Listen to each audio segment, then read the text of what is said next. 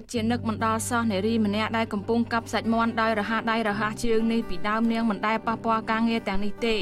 មុនរៀបការមកតៃវ៉ាន់គាត់មិនដែលគិតសោះថាខ្លួនលក់ស៊ុបឆ្នាំងភ្លើងតាមចិញ្ចើមថ្នល់3ឆ្នាំមុនដោយសារគាត់នឹករលឹកម្ហូបស៊ីឈួនគាត់ក៏ទទួលតោពីមិត្តភ័ក្តិនៅចុងលីចាប់ផ្ដើមរៀនធ្វើម្ហូបពីដើមទៅ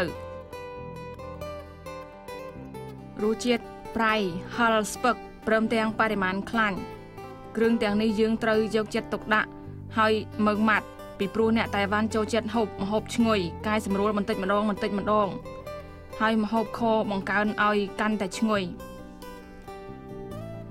គាត់នឹងស្វាមីគាត់កែសម្រួលចាប់ពីគ្រឿងរហូតដល់រសជាតិម្ហូបប៉ុន្តែឆ្លងកាត់នៅរឿងទាំងនេះបែរជាវាយប្រហារដល់អ្នកស្រីឡាន់ឈៀនដែលខ្លួនធ្លាប់ជាចៅហ្វាយនៅក្រុមហ៊ុនគ្រឿងសម្អាងធ្លាប់មានការជឿជាក់លើខ្លួន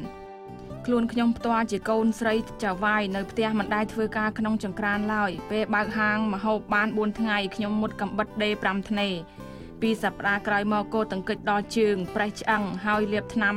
រុំដៃក៏ចាប់ផ្ដើមធ្វើជាបន្តទៀតម្ហូបទាំងនេះបានតាក់ទាញចិត្តភ្ញៀវជាច្រើនទើបគាត់យល់អំពីគំនិតមើងម៉ាត់របស់ស្វាមីគាត់ទៅលើការកែច្នៃរសជាតិម្ហូបទាំងនេះមាននរណាប្រាប់អ្នកថាត្រូវធ្វើយ៉ាងម៉េចទេដូច្នេះហើយពួកខ្ញុំធ្វើ3ឆ្នាំមានលទ្ធផលបែបនេះខ្ញុំពិតជាសប្បាយចិត្តទៅហើយនេះជា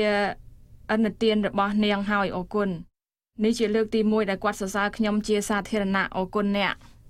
ដើម្បីបង្ហាញចេញនៅតម្លៃរបស់ខ្លួនគាត់មានចិត្តក្លាហានឈានចូលក្នុងពិភពអាហារដែលខ្លួនមិនធ្លាប់ប៉ះពាល់សោះហើយការលូតលាស់របស់គាត់ធ្វើឲ្យគាត់ឈរទៅលើទឹកដីនេះកាន់តែនឹងណែវឥឡូវនេះប្តីប្រពន្ធទាំងពីរកំពុងខិតខំតស៊ូសង្ឃឹមថារសជាតិម្ហូបស៊ីឈួននេះនឹងអាចចែកចាយគ្រប់ទិសនៅទឹកដីនេះ